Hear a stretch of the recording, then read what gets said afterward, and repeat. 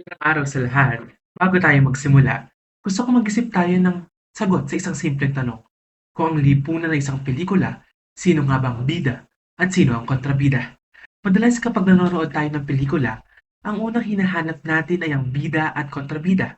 Sino ang mabuti, sino ang masama, sino ang dapat kampihan, sino ang mananalo sa dulo. Pero paano kung sabihin ko sa inyo na may mga pelikulang hindi ganoon kasimple? Paano kung ang tinatawag nating masamang karakter ay produkto rin pala ng kaniyang kalagayan? Paano kung ang isang taong mahirap ay hindi lamang mahirap dahil hindi siya nagsikap? Paano kung ang isang mayaman ay hindi lamang mayaman dahil masipag siya? At higit sa lahat, paano kung ang mga bagay na akala natin ay normal at natural ay resulta pala ng isang sistemang panlipunan? Dito pumapasok ang Marxismo.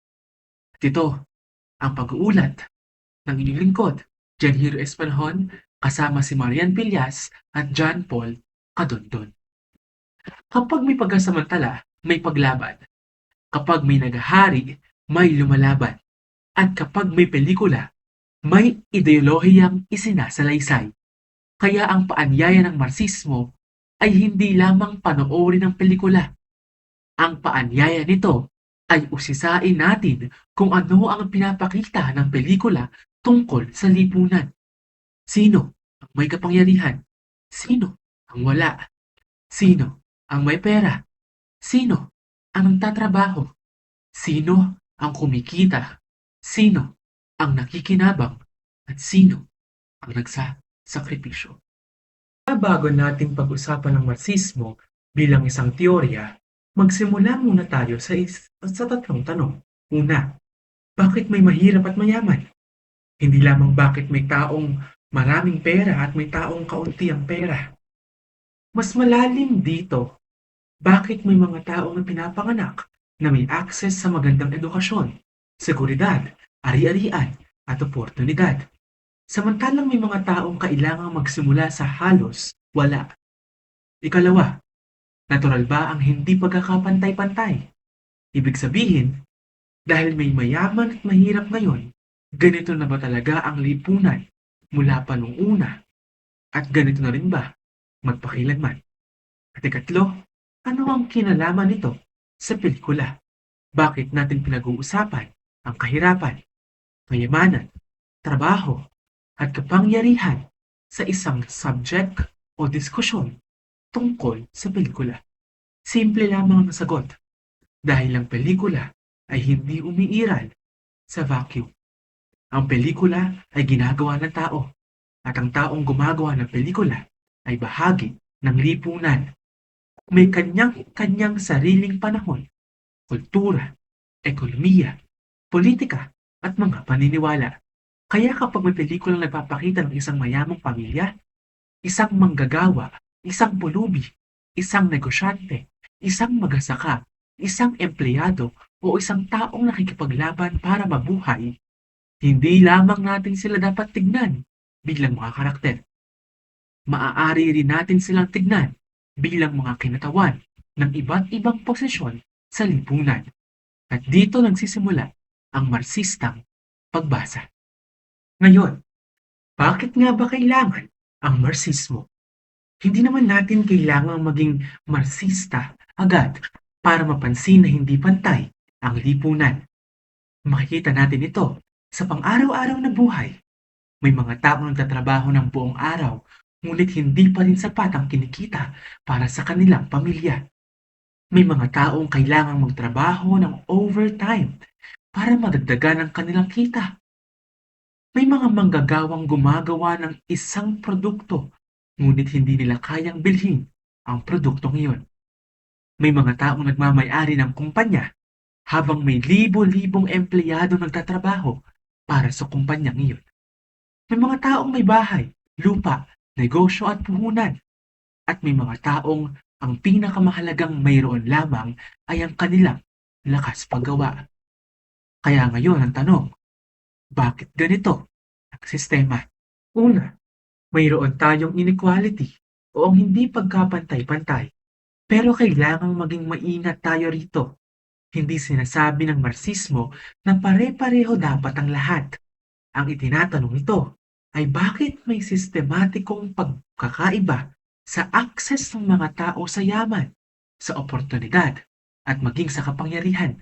Halimbawa, may dalawang bata, parehong matalino, parehong nagsisikap, pero ang isa ay lumaki sa pamilyang may sapat na pera para sa magandang paaralan, makapagpundar ng computer, internet, libro, at tahimik na lugar para mag-aral. Ang isa naman ay kailangang tumulong muna sa bahay, magtrabaho pagkatapos ng klase, at minsan ay walang sapat na pagkain. Maaari nating sabihin, pareho naman silang may oportunidad. Nasa sipag lang yan. Pero tatanungin tayo ng Marsismo, pareho ba talaga ang naging karanasan nila? At dito nagiging mahalaga ang Marsistang perspektiba. Hindi nito agad sinasabing walang halaga ang personal na pagsisikap. Ang sinasabi nito ay hindi sapat na tignan lamang ang individual. Kailangan din nating tignan ang istruktura ng lipunan na nakapaligid sa kanya. Ikalawa, mayroon tayong exploitation o ang tinatawag nating pagsasamantala o pananamantala. Isa ito sa pinakamahalagang konsepto sa Marsismo. Sa pinakasimpleng paliwanag, may mga taong gumagawa, ngunit may ibang higit na nakikinabang sa bunga ng kanilang paghihirap. Halimbawa, isipin natin ang isang pabrika. May mga manggagawa. May araw-araw silang pumapasok. Gumagawa sila ng produkto. May oras ng trabaho, may target, may kota ng produksyon, may sahod. Ngayon, ang produktong ginawa nila ay ibebenta ng kumpanya sa merkado at ang kumpanya ay kikita. Dito, may tanong na naman ang Marsismo. Kung ang manggagawa ang gumagawa ng produkto, paano nahahati ang halagang nalilikha ng kanilang paggawa? Ito ang usapin ng labor at capital. At sa pagkakataong ito pumapasok naman ang konsepto ng social class. Kapag sinabi nating class, hindi lamang ibig sabihin nito ay mayaman, middle class, o mahirap. Mas partikular ang Marsistang paggamit sa konsepto ng class. Ang tanong ay, ano ang iyong relasyon sa produksyon? Sino ang nagmamay-ari? At sino ang tatrabaho? Sa klasikal na Marsismo, dalawang pangunahing uri ang madalas na binibigyang diin, bourgeoisie at proletariat. Ang bourgeoisie ay ang uri na nagmamay-ari ng means of production. Halimbawa, pabrika, malaking negosyo, kagamitan sa produksyon, kapital, at iba pang resources na ginagamit upang lumikha ng mga produkto at serbisyo. Samantala, ang proletariat ay ang uring walang malaking pagmamay-aring produktibo at kailangan ibenta ang kanilang labor upang mabuhay. Sa madaling salita, ang isa ay may kapital, ang isa ay may lakas. At kapag pinagsama ang dalawang ito sa isang sistematikong pangkapital, nagkakaroon ng produksyon. Pero hindi ibig sabihin na pantay ang posisyon nila dahil ang may-ari ng kapital ang may malaking kontrol sa proseso ng produksyon. Kaya sa Marsismo, mahalaga dapat itanong, sino ang nagmamay-ari sa produksyon? Dahil ang ownership ay may kaugnayan sa kapangyarihan. At dito naman natin kailangang pag-usapan ang terminong kapitalismo. Hindi simpleng may negosyo ang kapitalismo. Mas malawak ito. Sa kapitalismong sistema, mahalaga ang pribadong pagmamay-ari, ang pagpapalitan sa market, ang akumulasyon ng kapital at ang ng wage, labor. Halimbawa, may isang negosyante na may kapital. Gumamit siya ng pera upang magtayo ng negosyo. Kumuha siya ng manggagawa. Gumawa sila parehas ng produkto. Ibinenta ang produkto. Kumita ang negosyo. At ang kapital ay muling ginagamit upang palawakin pa ang negosyo. Kaya ang kapital ay hindi lamang pera. Sa Marxistang konsepto, ang kapital ay halagang ginagamit upang lumikha ng karagdagang halaga. At dito pumapasok ang isa sa pinakamahalagang tanong sa Marxismo. Sino nga ba ang lumilikha talaga ng halaga? At sino naman ang kumukuha nito? Halaga ang labor dahil para sa Marxismo, hindi lamang ito simpleng trabaho. Ang paggawa ng tao ang mahalagang bahagi ng proseso kung saan nililikha ang mga produkto at serbisyo. At sa kapitalismo, ang isang manggagawa ay nagbebenta ng kanyang labor power kapalit ng sahod. Halimbawa, may isang manggagawa na 8 oras nagtatrabaho. Binabayaran siya ng 600, pero sa loob ng kanyang 8 oras, nakalikha siya ng produktong mas mataas ang kabuuang halaga kaysa sa halaga ng kanyang sahod. Ang pagkakaibang iyon ay mahalaga sa Marxistang pagsusuri. Dahil dito, pinag-aaralan ni Marx ang konsepto ng surplus value. Hindi natin kailangang gawing komplikado agad. Sa pinakasimpleng paglalarawan, may halagang nalilikha sa proseso ng paggawa na maaaring lumampas sa halagang ibinabayad bilang sahod. At ang tanong, sino kaya ang nakikinabang sa surplus na iyon? Dito nakikita ng Marxismo ang isang mekanismo ng pananamantala sa produksyong kapitalismo. Ngayon, balikan natin ang tanong, bakit paulit-ulit ang kahirapan? Minsan, kapag may mahurap, ang unang sinasabi sa atin, hindi kasi nagsikap, hindi kasi nag-aral, hindi kasi marunong humawak ng pera. Kasalanan niya iyon.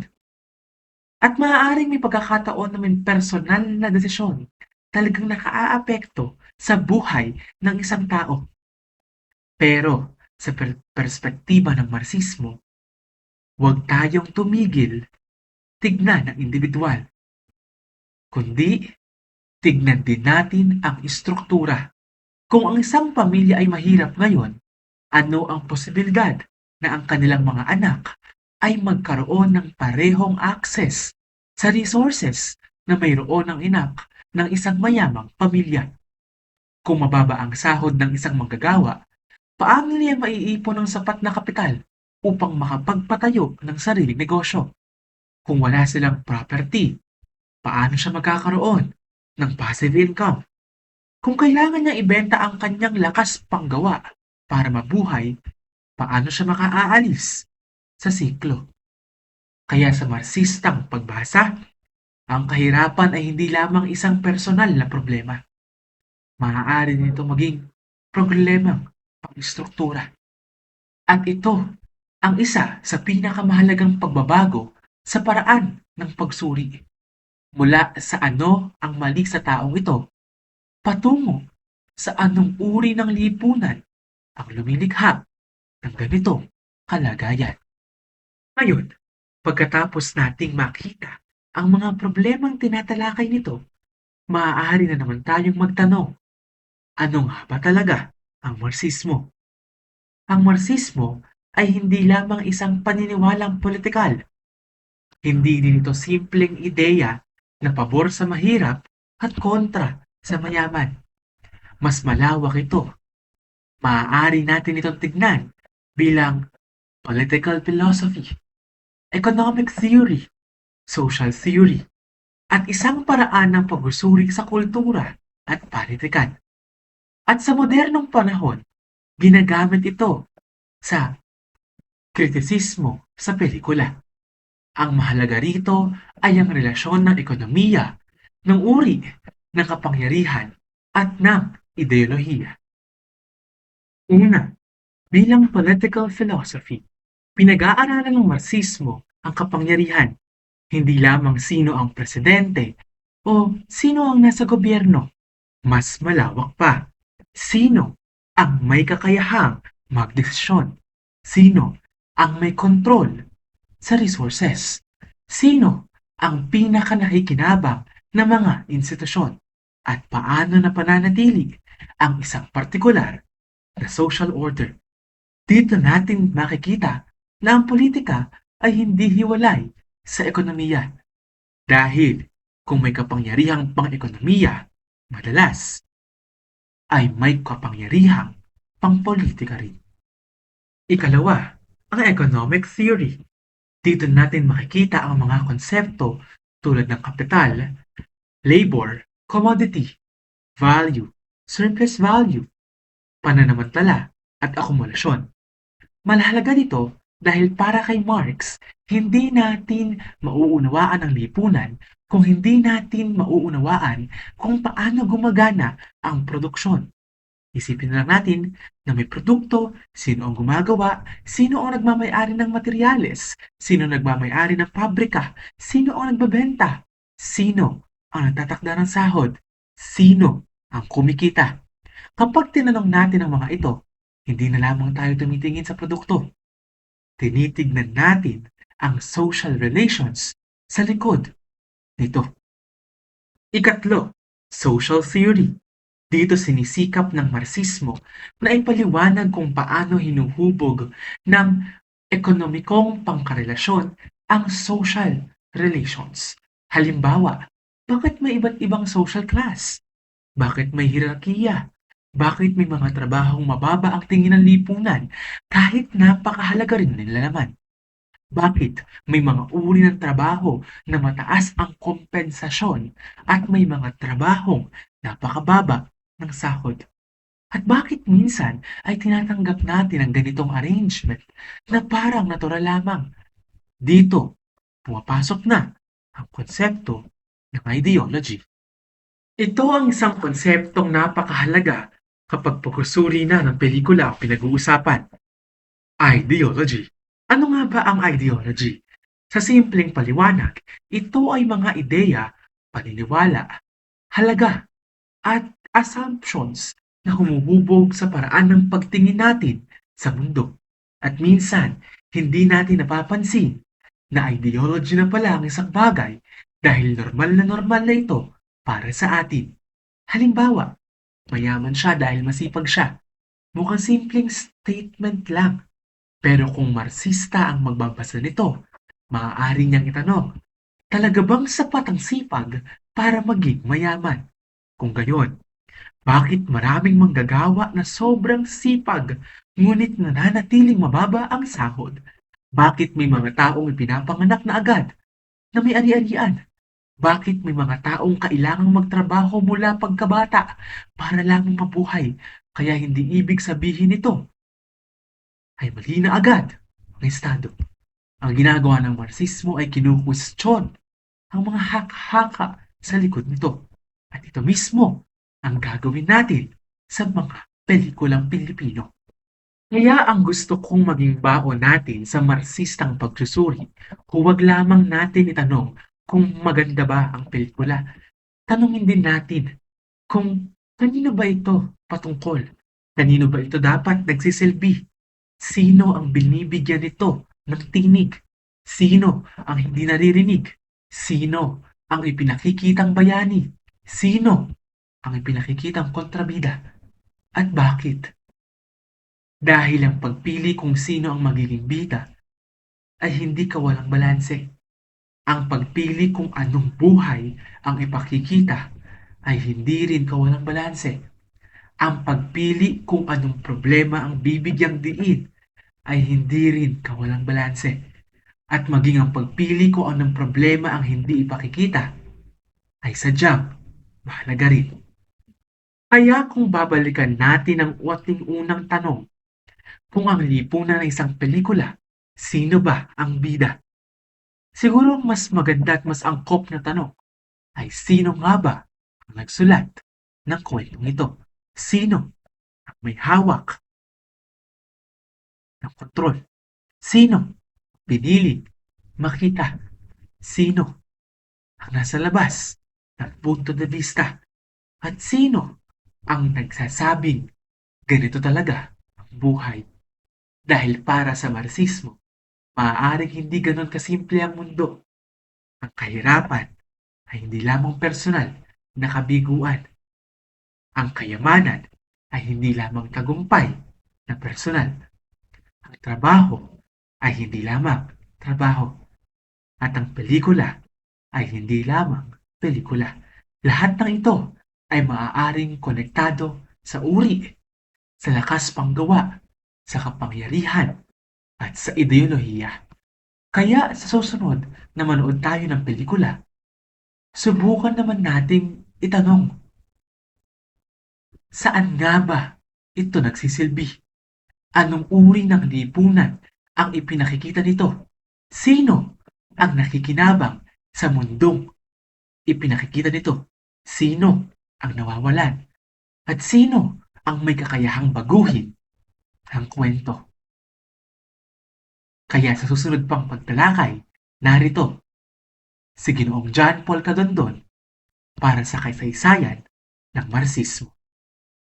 Para lalo nating malaman ang konsepto ng Marxismo, kailangan muna nating malaman kung saan ito nagsimula at anong problema ang nais nitong ipaliwanag. Ang Marxismo ay nabuo noong ika-19th siglo sa Europa, lalo na noong panahon ng Rebolusyong Industrial. Sa panahon ito, mabilis dumami ang pabrika at mga negosyo dahil sa makabagong teknolohiya. At dumami din ang produkto at lumaki ang kita ng mga may-ari ng mga negosyong ito. Pero hindi lahat ay nakinabang dito. Marami ang manggagawa ang nanatiling mahirap at nagtatrabaho sa mahirap na kondisyon. Dahil dito, sinubukan ni na Karl Marx at Friedrich Engels na ipaliwanag kung bakit nagkakaroon ng malaking pagkakaiba sa mayaman at mahirap na manggagawa. Para sa kanila, kailangan nating tignan ang ekonomiya, trabaho, pagmamay-ari at kapangyarihan upang maintindihan ang mga problema sa lipunan. At dito nagsisimula ang pagbuo ng Marxismo. Isa sa dahilan kung bakit nabuo ang Marxismo ay ang mahirap na kalagayan ng mga manggagawa noon. Marami sa kanila ang nagtatrabaho ng napakahabang oras, minsan 12 hanggang 16 na oras bawat araw. Mababa ang kanilang sahod at hindi ligtas ang kanilang mga pinagtatrabahuhan. Wala ring sapat na batas na nagbibigay proteksyon sa kanilang mga karapatan. Maging mga bata, babae ay nagtatrabaho sa pabrika. Habang nagtatrabaho ng mabigat ang mga manggagawa, patuloy namang kumikita ang mga may-ari ng pabrika. Nakita ni na Marx at Engels na hindi pantay ang relasyon ng dalawang grupo. Para sa kanila, hindi lamang ito problema ng isang tao, kundi problema ng mismong sistemang pang-ekonomiya. Dahil sa nakita nila sa lipunan, nagsimula sina Marx at Engels ng kanilang sariling ideya sa kapitalismo. Para sa kanila, mahalaga ang paggawa ng manggagawa dahil dito nalilikha ang mga produkto. Ngunit, ang mga manggagawa ay karaniwang hindi nagmamay-ari ng pabrika o kagamitan na ginagamit niya. Kaya kailangan niyang magtrabaho para sa may-ari ay kapalit ng sahod. Noong 1848, nilathala ni Marx at Engels ang The Communist Manifesto. Pinaliwanag dito ang tunggalian sa pagitan ng iba't ibang uri ng tao sa lipunan. Isinulat naman ni Marx ang Das Kapital kung saan malalim niyang sinuri ang kapitalismo at paggawa. Ang mga akdang ito ay naging mahalagang pundasyon ng Marxismo. Hindi na natili sa Europa ang Marxismo. Unti-unti itong kumalat sa ibang bansa dahil sa mga manggagawa, intelektual, organisasyon at partidong politikal.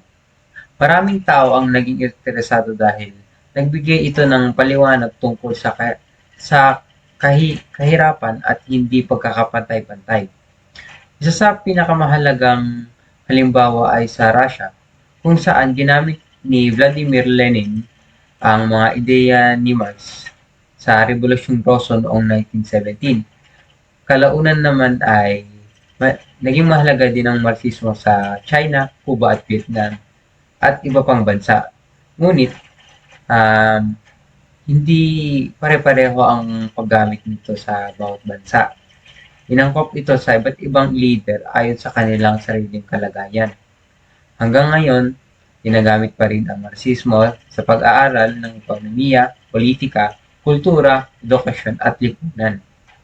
Maraming nag-ambag sa Marxismo, ngunit iilang pilosofo ang naging mahalaga sa pagbuo, pagkalawak at paggamit nito. Isa dito ay si Karl Marx, ang pangunahing nagtatag ng Marxismo. Pinanganak siya noong 1818 sa Prussia na bahagi ng Germany ngayon. Isa siyang pilosopo, ekonomista, mamahayag at kritiko ng kapitalismo. Pinag-aralan niya kung paano gumagana ang ekonomiya at kung paano naapektuhan ang buhay ng mga tao dito. Isa sa kanyang mga mahalagang ideya ay ang class struggle o tunggalian ng mga iba't ibang uri ng tao sa lipunan. Para kay Marx, may malaking pagkakaiba ang interes ng mga may-ari ng kapital at ng mga manggagawa. Sinulat niya ang Das Kapital kung saan sinusuri niya ang kapitalismo at paggawa. Kasama niya rin si Friedrich Engels na nagsulat ng The Communist Manifesto. Ang mga ideya ni Marx ay naging pangunahing pundasyon ng Marxismo. Sumunod naman si Friedrich Engels na malapit na katulong ni Karl Marx. Katulad niya, pinanganak siya sa Prussia noong 1820. Galing si Engels sa pamilyang may negosyo, kaya nakita niyo mismo ang kalagayan ng industriya at mga manggagawa dito. Dahil dito, naging interesado siya sa mga problemang dulot ng kapitalismo. Kasama ni Marx, isinulat niya ang The Communist Manifesto noong 1848. Sinulat niya din ang The Condition of the Working Class in England, kung saan inilarawan niya ang mahirap na buhay ng mga manggagawa. Hindi lamang siya tumulong kay Marx sa pagsusulat, kundi tumulong din siya sa pagpapalaganap ng kanyang mga ideya. At nung namatay naman si Marx, ipinatuloy ni Engels ang pag-e-edit at pagpapalaganap ng kanyang mga gawa. Kaya mahalaga ang kanyang naging papel sa pagpapatuloy ng Marxismo. Sumunod naman ay si Vladimir Lenin, isang pangunahing nagpalawak ng Marxismo sa politika. Siya ay isang revolusyonaryong leader mula sa Russia at naging pangunahing tauhan sa Rebolusyong Ruso noong 1917. Inangkop niya ang ideya ni Marx sa kalagayan ng Russia. Para sa kanya, hindi sapat na malaman lamang ng manggagawa ang kanilang kalagayan. Kailangan din nila magkaroon ng organisadong grupo o partido na mangunguna sa pagbabago. Dahil dito, binigyan din niya ang kahalagaan ng isang organisadong partidong revolusyonaryo.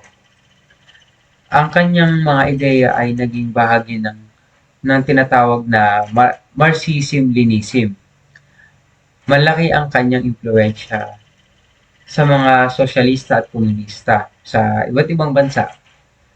Pinakita niya kung paano maaring gamitin ang Marxistang ideya sa aktual na politika.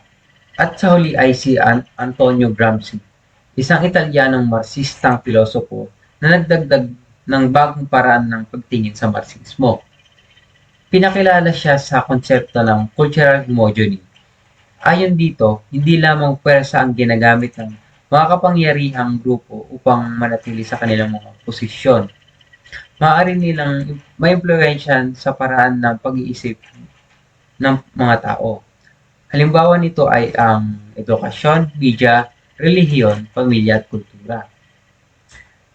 At kapag ang isang paniniwala ay paulit-ulit na pinakikita, maaaring tanggapin ito ng mga ibang tao bilang normal o natural. Kaya para kay Gramsci, mahalaga ang kultura sa pagpapanatili ng kapangyarihan. Dahil dito, naging mahalaga ang kanyang mga ideya sa pag-aaral ng kultura, edukasyon, media at ideolohiya. Ngayon naman ay tignan natin ang pangunahing konsepto na ginagamit ng Marxismo upang ipaliwanag kung paano gumagana at nagbabago ang lipunan. May dalawang mahalagang pundasyon ng Marxismo, ang historical materialism at dialectical materialism. Ang historical materialism ay nagsasabing malaking bahagi ng pagbabago sa kasaysayan ay nakadepende sa paraan ng pamumuhay. pagtatrabaho at produksyon ng mga tao. Halimbawa, na nagkaroon ng pabrika, nagbago rin ang trabaho at pamumuhay ng maraming tao. At ang the electromaterialism naman ay tumutukoy sa pagbabago na nangyayari dahil sa magkasalungat na interes. Halimbawa nito ay tunggalian ng kapitalista at manggagawa. Ang kapitalista ay nais magkaroon ng malaking kita habang manggagawa naman ay gusto ng malaking sahod at magandang kondisyon sa trabaho. Sa madaling salita, ipinapakita ng dalawang konseptong ito kung paano nagbabago ang lipunan dahil sa ekonomiya at tunggalian. Ang sumunod na konsepto ay base at structure na nagpapakita kung paano magkakaugnay ang ekonomiya at iba't ibang bahagi ng lipunan. Ang base ay tumutukoy sa ekonomikong pundasyon tulad ng mga paraan ng produksyon, pagmamay-ari, negosyo, pabrika, lupa at gamitan. Habang ang superstructure naman ay kinakabilangan ng pamahalaan, batas, edukasyon, relihiyon, media at kultura. Sa pananaw na Marxismo, ang kalagayan ng ekonomiya ay may malaking epekto sa mga institusyong ito. Halimbawa na lang, ang paraan ng pagmamay-ari ng negosyo ay maaaring makaapekto sa batas tungkol sa negosyo at paggawa. Pero hindi lamang ang base ang nakaka-impluwensya dito. Maaari ring ang batas, politika, kultura at ekonomiya. Kaya ang mahalaga ay may malapit na ugnayan ang ekonomiya at iba't ibang bahagi ng lipunan. Sumunod natin tatalakayin ay ang prinsipyo ng Marxismo. Para mas madaling matandaan ang mga prinsipyo, ay gagamit tayo ng salitang labor bilang mnemonics. Ang unang letra sa labor ay L, na nangangahulugang labor creates value. Ibig sabihin nito ay mahalaga ang paggawa ng tao sa paglikha ng produkto at serbisyo. Ang halimbawa ang isang mesa, hindi ito basta-basta lang nabubuo. Kailangan ng tao magpuputol ng kahoy, magdidisenyo, magbubuhat, magbubuo at mag-aayos nito. Lahat ito ay nangangailangan ng oras at lakas. Kaya para kay Marx, mahalaga ang labor sa paglikha ng halaga. Ngunit sa kapitalismo, ang manggagawa ay hindi karaniwang nagmamay-ari ng pabrika o kagamitan. Nagbibigay siya ng kanyang oras at kakayahan kapalit ng sahod. Dito natin makikita mahalaga ang relasyon ng manggagawa at kapitalista. Ang manggagawa ang gumagawa habang ang may-ari ng kapital ang kumokontrol sa produksyon. Ang ikalawang letra ay A o alienation exist. Ang alienation ay simpleng nanghuhulugan na pagkahiwalay ng manggagawa sa kanyang trabaho. Halimbawa, isipin na lang natin na isang manggagawa ay nasa isang malaking pabrika. Buong araw siya ay gumagawa ng isang maliit na bahagi ng isang produkto lamang. Maaaring hindi niya makita ang buong produkto o maramdaman ang kanyang resulta sa kanyang trabaho. Wala rin siyang malaking kontrol sa paraan ng paggawa dahil sinusunod niya lamang ang sistema ng pabrika. Dahil dito, maaaring mawalan siya ng personal na connection sa kanyang trabaho. Para kay Marx, problema ito dahil ang paggawa ay dapat paraan upang gamitin ng isang tao ang kanyang kakayahan at pagkamalikhain, hindi lamang sa isang paraan upang kumita ng sahod. Sumunod ay B. Base determines superstructure. Kagaya ng sabi ko kanina, ang base ay ang ekonomiya at paraan ng produksyon, samantalang ang superstructure naman ay ang mga pamahalaan, batas, edukasyon, media, relihiyon at kultura. At sabi ko nga kanina, Sa Marxistang pananaw, malaki ang epekto ng ekonomiya sa mga bahagi nito ng lipunan. Halimbawa ulit, kung ang isang bansa ay nakabatay sa pribadong negosyo o tubo, maaring may mga batas at patakarang tumutulong upang mapanatili ang ganitong mga sistema. Pero hindi ibig sabihin na ang ekonomiya lang ang nakakaapekto. Maaari ring baguhin ng politika, batas at kultura ang ekonomiya. Kaya ang pangunahing punto ay magkaugnay ang ekonomiya at iba't ibang bahagi ng lipunan. Gamitin ang konseptong ito upang malaman kung paano nakakaapekto ang kapangyarihang pang-ekonomiya sa buong lipunan. Ang sumunod ay O for oppression comes from class exploitation. Ang ibig sabihin nito ay maaari magkaroon ng pagsasamantala kapag hindi pantay ang relasyon ng kapitalista at manggagawa. Sa kapitalismo, ang kapitalista ay nagmamay-ari ng negosyo, pabrika o kagamitan. Ang manggagawa naman ay nagbibigay ng kanyang oras, kakayahan kapalit ng sahod.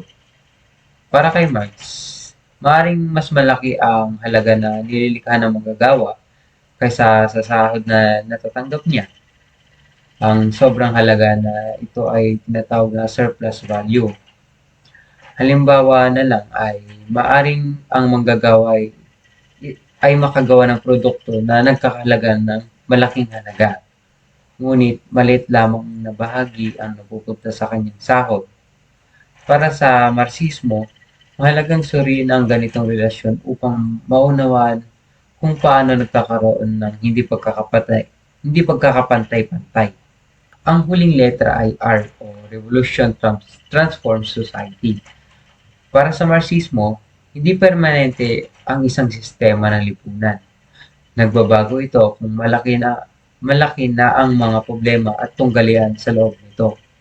Halimbawa nito ay kung patuloy na hindi patas ang relasyon ng kapitalista at manggagawa, maaaring magkaroon ng pagkilos para humingi ng pagbabago.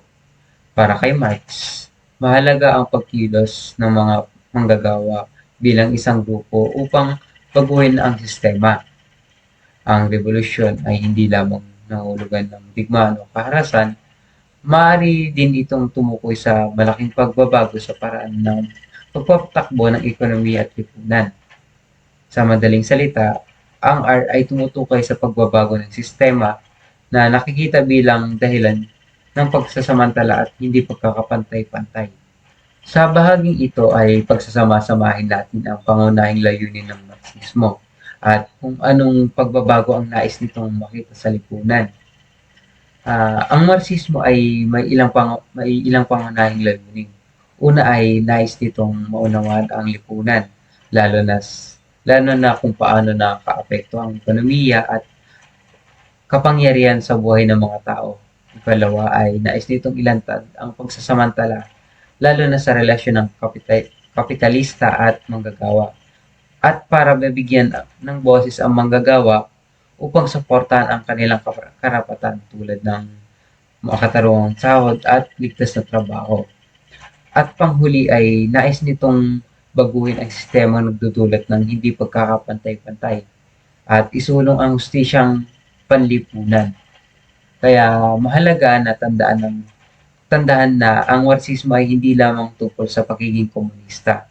Isa rin tong paraan ng pagtingin at pagsusuri sa lipunan. Layunin nito maunawaan kung bakit may hindi pagkakapantay-pantay at paano maaaring magkaroon ng hindi makatarungang lipunan. At para sa susunod na parte, narito si Ginang Yana Pilias upang talakayin ang mga uri ng Marxismo.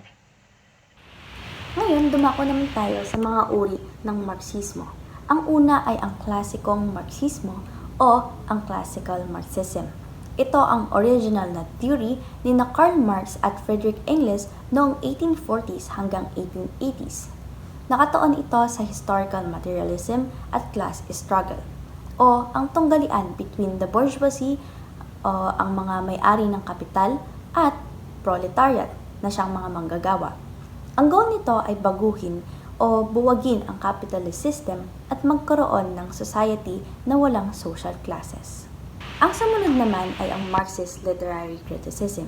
Dito, ginagamit ang Marxist perspective sa pagsusuri ng mga akdang pampanitikan. Tinitingnan dito kung paano ipinapakita sa isang akda ang social classes, oppression, at ideology. Basically, sinusuri kung paano connected ang isang literary work sa kalagayan ng isang lipunan. Ang pangatlo naman ay ang Western Marxism. Umusbong ito noong 1920s hanggang 1930s, particularly sa Western Europe. Hindi na lang siya nakafocus sa economy. Mas binibigyang pansin din nito ang philosophy, culture, at ideology. Isa sa binibigyang pansin nito ang concept ng cultural hegemony, kung saan napapanatili ng naghaharing uri ang kanilang power, hindi lang through force, kundi pati na rin sa kultura at mga ideas. Sumunod naman ay ang bagong Marxismo o ang Neo-Marxism. Ito ay ang pag-aangkop ng Marxismo sa modernong panahon. Sinusuri nito kung paano ginagamit ang media, technology at bureaucracy para ma-impluwensyahan o makontrol ang society. Mas pinalawak din ito ang Marxist theory sa pamamagitan ng psychology, sociology at iba pang modern theories. Sumunod naman dito ay ang Marxist film theory. Dito ginagamit ang Marxist perspective para suriin ang mga pelikula. Tinitignan kung paano maaaring maging instrumento ang film industry sa pagpapakita o pagpapanatili ng capitalist ideology. Halimbawa, sinusuri kung paano ipinapakita sa movies ang mayayaman, mahihirap, workers at power relationships. Sinusuri din kung paano ginagawang normal ng mga pelikula ang mga social classes o pag-separate ng mga bourgeoisie at ng mga proletariat. Ang pang-anim naman ay ang Marxist feminism. Pinag-uugnay nito ang Marxism at feminism. Sinasabi nito na ang opresyon sa kababaihan ay may koneksyon sa capitalist system at patriarchy. Kaya ang goal nito ay magkaroon ng equality sa economic rights at production, habang tinutugunan din ang opresyon sa kababaihan. Ang sumunod naman ay ang cultural Marxism. Nakatuon naman ito sa pop culture at sa iba't ibang forms of oppression tulad ng gender, race at discrimination against minority groups. Sinusuri nito kung paano nakakaapekto ang everyday culture sa pagpapanatili ng power at inequality. At ang panghuli, eco-Marxism. Pinagsasama nito ang Marxism at environmental concerns. According to this perspective, hindi lang workers ang maaaring ma-exploit ng capitalism, kundi pati na rin ang kalikasan dahil ginagamit ang natural resources para sa profit. Kaya itinutulak nito ang isang system na mas nakatuon sa pangangailangan ng tao at kalikasan kaysa sa profit ng iilan. Now that alam na natin ang different types of Marxism, paano naman ito ginagamit sa pagsusuri ng pelikula? Kapag Marxist ang approach natin sa isang movie, hindi lang natin tinitignan ang mga magaganda sa story or acting. Mas tinatanong natin kung ano ang pinapakita ng pelikula tungkol sa society, power, wealth, at social classes. For example, tinatanong natin, sino ang mayaman at sino ang mga mahihirap? Sino ang may power at sino ang mawawalang power? May exploitation ba? At paano ipinapakita ng pelikula ang relationship between different social classes? Tinitingnan din natin kung sino ang kumokontrol sa mga resources, production, or opportunities, at kung anong ideology ang ipinapakita ng isang pelikula. So basically, ginagamit natin ang Marxism para makita natin yung social and economic issues na maaaring hindi obvious sa unang panunood pa lang. Ngayon naman, narito ang mga hakbang sa pagsusuri ng pelikula gamit ang Marxist approach. Ang gagamitin nating halimbawa ay ang The Hunger Games trilogy, The Hunger Games, Catching Fire, at Mockingjay. Pang-apat, hanapin ang ideolohiya. Dito, sinusuri natin ang mga beliefs, culture, at traditions na maaaring nagpapanatili sa existing system or status quo. Tinitingnan natin kung paano inilalarawan ang mga manggagawa at kung mayroon ba silang freedom o napipilitan silang sumunod dahil sa kanilang sitwasyon. Inilalarawan sa pelikulang ito na ang mga manggagawa ay mga mahihirap at mga nakatira sa halos walang kakulay-kulay na mga lugar. Bukod doon, sila din ay kontrolado dahil nga sa annual Hunger Games na nagpipigil sa kanila na mag-aklas. Pangatlo, tignan ang ekonomiya. Tinitingnan natin kung paano ipinapakita sa pelikula ang kayamanan at kahirapan. Sinusuri rin natin kung paano nakakaapekto ang pera at material possessions sa decisions ng mga characters. So, ano nga ba ang representasyon ng kayamanan at kahirapan dito sa Hunger Games? So, sa Capitol, madalas ang mga ingrande at malalaking mga parties, habang ang mga districts naman ay pawang namumuhay na lang sa kagutuman. So, sa eksena sa itaas na litrato ay makikita ang party sa mansion ni President Snow. So, sa party na ito ay punong-puno ng mga mamahalin at mga masasarap na pagkain. Kahit nga ang isa sa mga karakter nito ay sinabing, "The districts are starving" dahil sa sobrang dami ng pagkain nito. Mas madami pa sa kaya nilang ubusin. Kaya meron silang mga iniinom na gamot or like drinks para ilabas ito at kumain ulit ng panibagong pagkain. So, bukod sa party na ito, nakikita rin natin sa huling slide ang pagkakaroon ng difference sa kasuotan ng trinket at ng dalawang district tributes na si Pita and si Katniss. Pang-apat, hanapin ang ideolohiya. Dito, sinusuri natin ang mga beliefs, culture at traditions na maaaring nagpapanatili sa existing system or status quo. Tinitingnan natin kung paano inilalarawan ang mga manggagawa at kung mayroon ba silang freedom o napipilitan silang sumunod dahil sa kanilang sitwasyon. Inilalarawan sa pelikulang ito na ang mga manggagawa ay mga mahihirap at mga nakatira sa halos walang kakulay-kulay na mga lugar. Bukod doon, sila din ay kontrolado dahil nga sa annual Hunger Games na nagpipigil sa kanila na mag-aklas. Panglima, suriin ang tunggalian. Dito natin hinahanap ang class conflict o tunggalian sa pagitan ng iba't ibang social classes. Tinatanong natin kung ang conflict ba ng characters ay connected sa pag-aagawan sa limited resources, pera, or opportunities.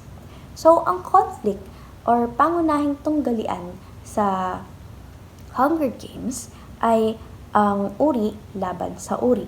Dahil nakuha ni Katniss ang simpatya ng District 11 na kinabibilangan ng kanyang kaibigan na si Rue na namatay sa arena,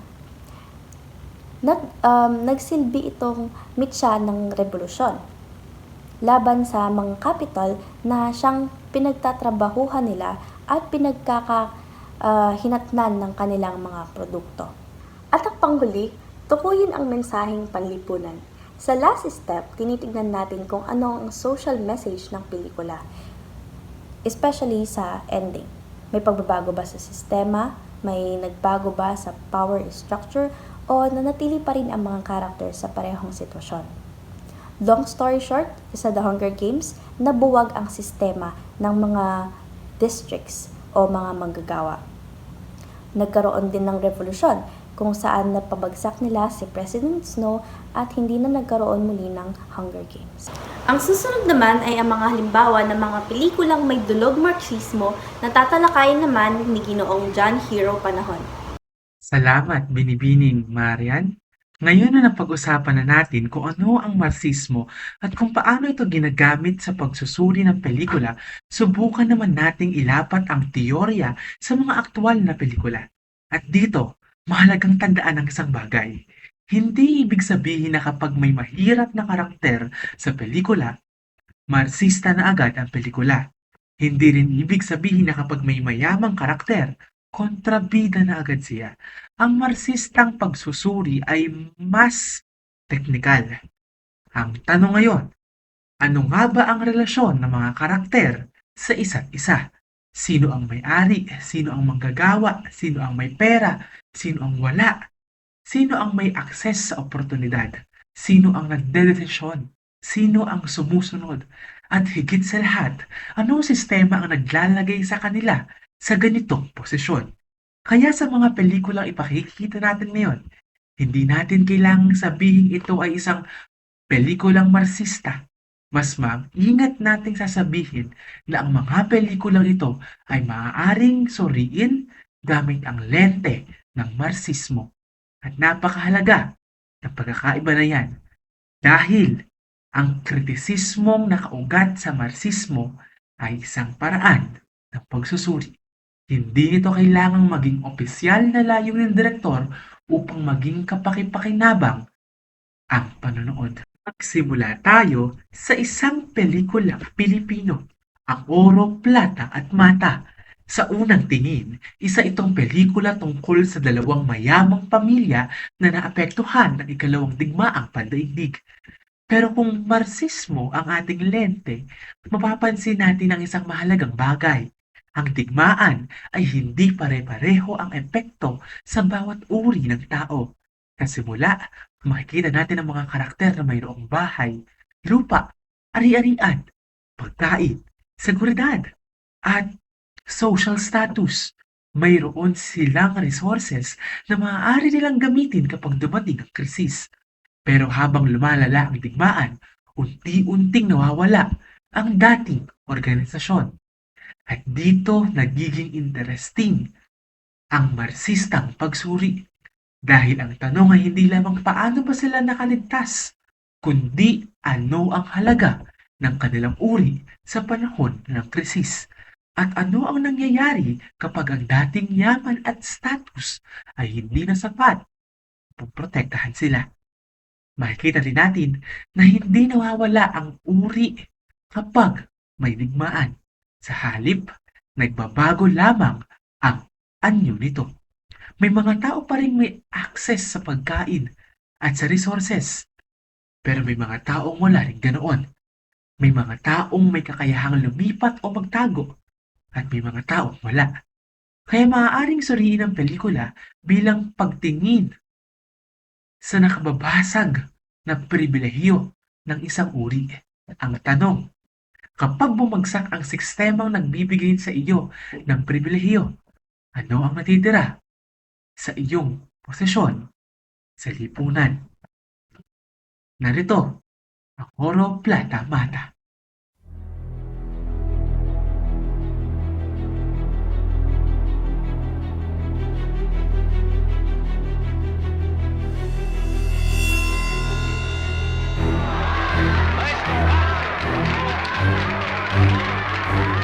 Palapit na ang mga Hapon sa ating pulo.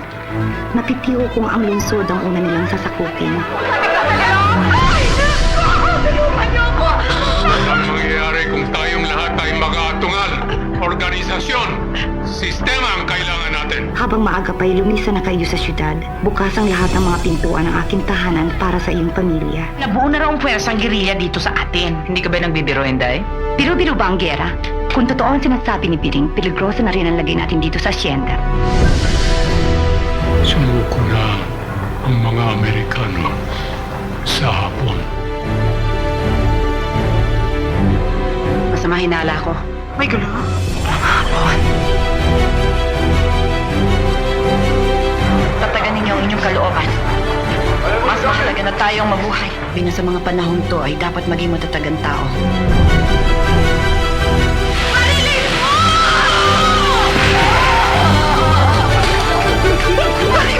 Ang digmang ito, ginawang hayop tayong lahat.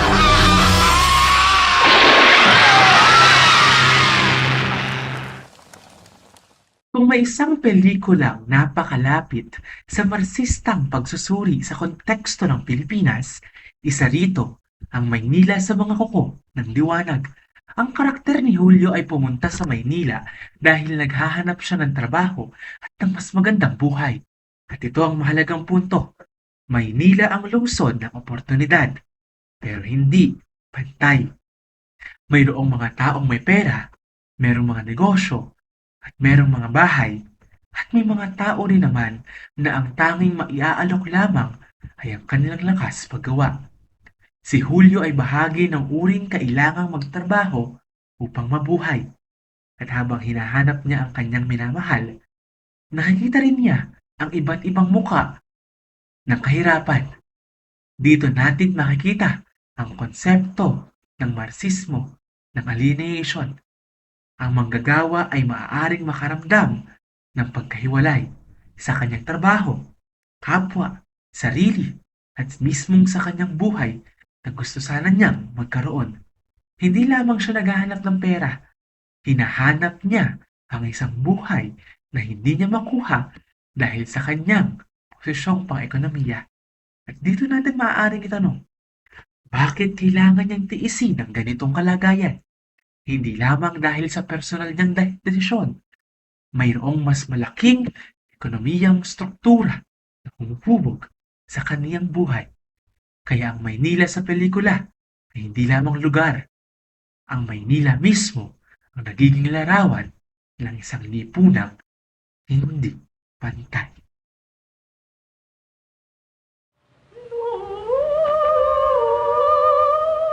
Eh, yung bata mo.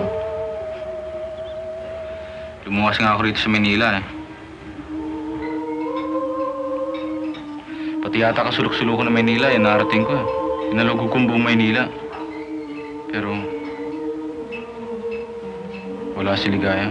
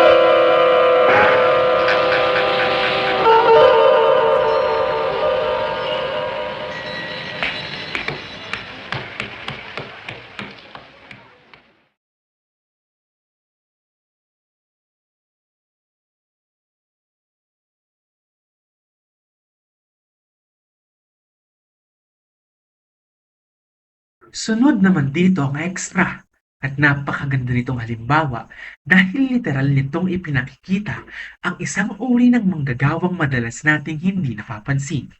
Ang extra. Kapag nanonood tayo ng teleserye, sino ba ang nakikita natin?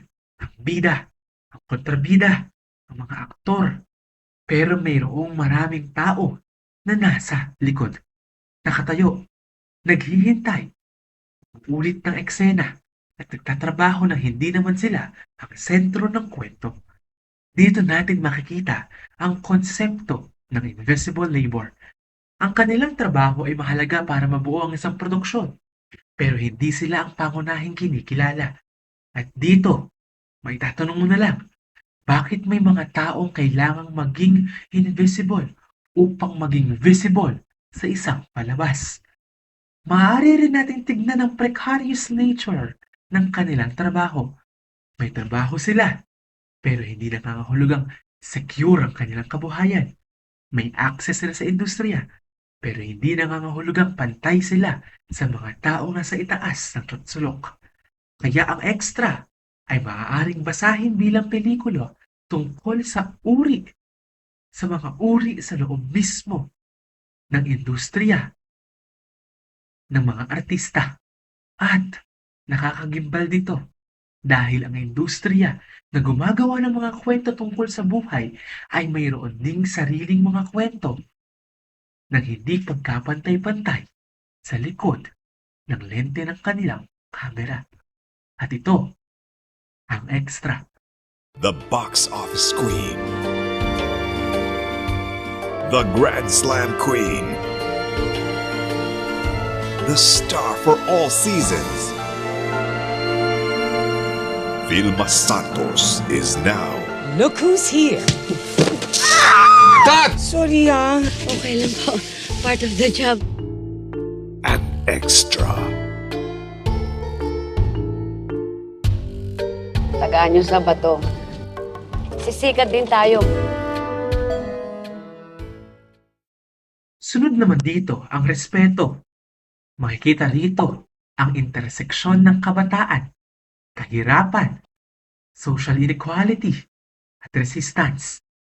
Ang rap at hip-hop ay hindi lamang entertainment.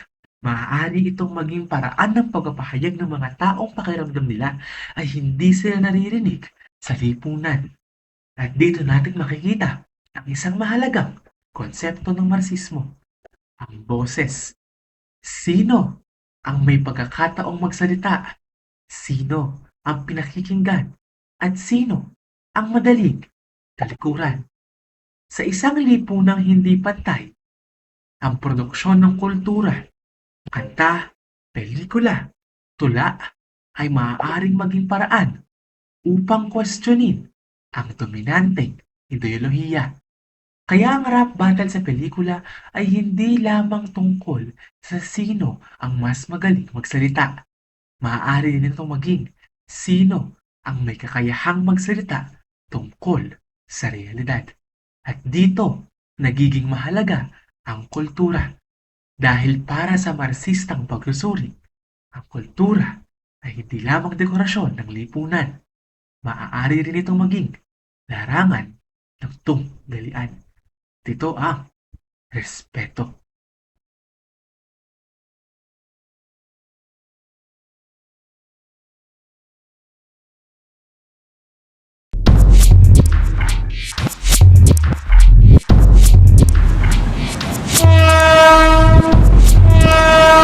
Breaking news lang. Demolition na naman yan! Ay, tama, Pards. Pangatlong demolition sa buwan na ito. This time, sa Barangay 187 at nagkakainitan na ang MMDA at mga residente. Naka-standby si Jonard Quintanar para sa breaking news. Ready, Jonard? Ingay!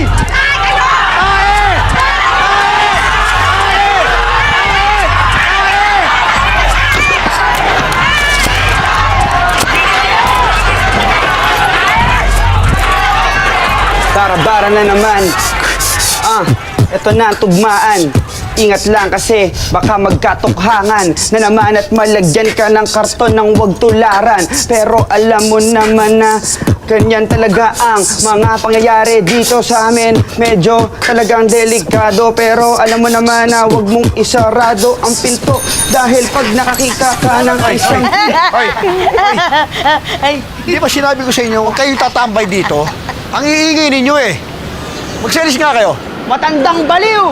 Hoy, bata ka! Ang walang paggalang sa nakatatanda. Isang marka ng tarantadong bata. Kaya kung akala mo, cool kang makata, mag-practice ka muna, supot kang binata. Alis! Pustahan na! Pustahan na! Labas na mga pera! Welcome to the big time! This is Pesos from Bata League! Magwala! Nagharap kang gulo? Bola. Yung totoo. Seryoso? Bumabati lang naman ako dahil gusto ko magpasikat sa'yo eh. Di ka lang magnanakaw ng linya. Magnanakaw ka rin ng pera. Pero, anong mas mahalaga sa'yo? Pera o panalo? Panalo o respeto? Puisit ba? Wala pa akong buwang nang maging ulila. Napundi ang ilaw ng tahanan. Haligi ay nagiba. Kinupkup ako ng dahas ng looban. Bilit-bit, kaladkad palabas sa lansangan. Bawat pasa, tila sumpang lumalatay sa aking gunita. Bakit ba ganito ang aking mundo? Lagi na lang bang may ipit sa gulo? Kay? Hendrix! Bata man ang aking muka, mura ang buto, puso't kamao, kayang dumurog ng bato. Ayaw lagi ko ninyaw among nga kung gani ka mo magkubot palihog dito mo sa layo pagira. Hindi lang pelikula, kundi lipunan. Kaya sa susunod na manonood tayo ng pelikula, huwag natin isipin na kailangan nating pumili lamang sa pagitan ng maganda o hindi. Subukan nating tumingin ng mas malalim. Kapag may mayamang pamilya, tanungin natin kung saan nanggaling ang kanilang yaman. Kapag may manggagawang uri, tanungin natin kung sino ang nakikinabang sa kanilang kahirapan. Kapag may mahirap, tanungin natin kung personal ba lamang ang kanyang kahirapan o may istrukturang nakaugat dito.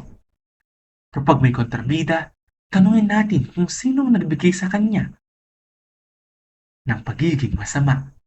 Kapag may taong lumalaban, tanungin natin kung ano ang kanyang pinaglalaban. Dahil ang marsistang pagbasa ay hindi lamang nagtatanong, kundi ito ay higit pa roon.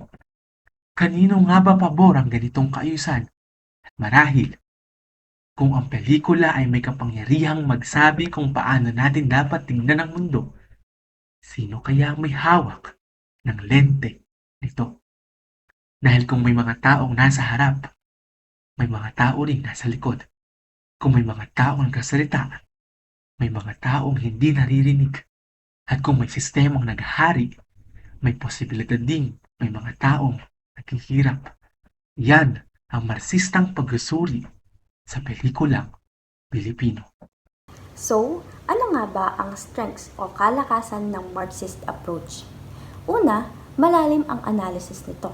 Hindi lang siya nakafocus sa surface level meaning ng isang pelikula, hinahanap rin nito kung ano ang deeper social issues behind the story. Second, nakatuon ito sa lipunan. Makikita natin kung paano connected ang characters at events sa larger social structures. Third, nakikita nito ang hidden ideology. Minsan, may mga ideas sa isang movie na parang normal lang. Pero kapag ginamitan natin ng Marxist lens, makikita natin kung paano ito maaaring ipinapakita o pinapanatili ang isang existing power structure. Fourth, iniuugnay nito ang pelikula sa realidad. Hindi lang natin pinag-aaralan ang movie as entertainment, kundi iniuugnay natin ito sa actual problems na nangyayari sa society. And lastly, binibigyang boses nito ang marginalized groups, particularly those who experience inequality and oppression. Just like other theories, syempre may limitations din ang Marxism. Una, masyado itong nakasentro sa economy. Minsan, parang economic class ang nagiging main explanation sa halos lahat ng issues. Second, hindi ito sapat para sa lahat ng themes. May mga aspects ng isang movie na hindi necessarily connected sa social class o economic conflict. Third, maaaring mabaliwala ang personal experiences ng characters. Kasi kapag masyado nakafocus tayo sa social class, baka hindi natin mabigyan ng enough attention yung individual motivations and experiences nila. Fourth, hindi lahat ng symbols ay tungkol sa class. May possibility na mag-overanalyze tayo ng isang symbol o pilitin na lang itong bigyan ng Marxist meaning kahit hindi naman iyon ang intended meaning. And lastly, maaari nitong malimitahan ang artistic freedom. Kapag puro social or economic interpretation ang ginagamit natin, maaaring makalimutan natin ang isang artwork or film ay maaari ring magkaroon ng iba't ibang interpretations.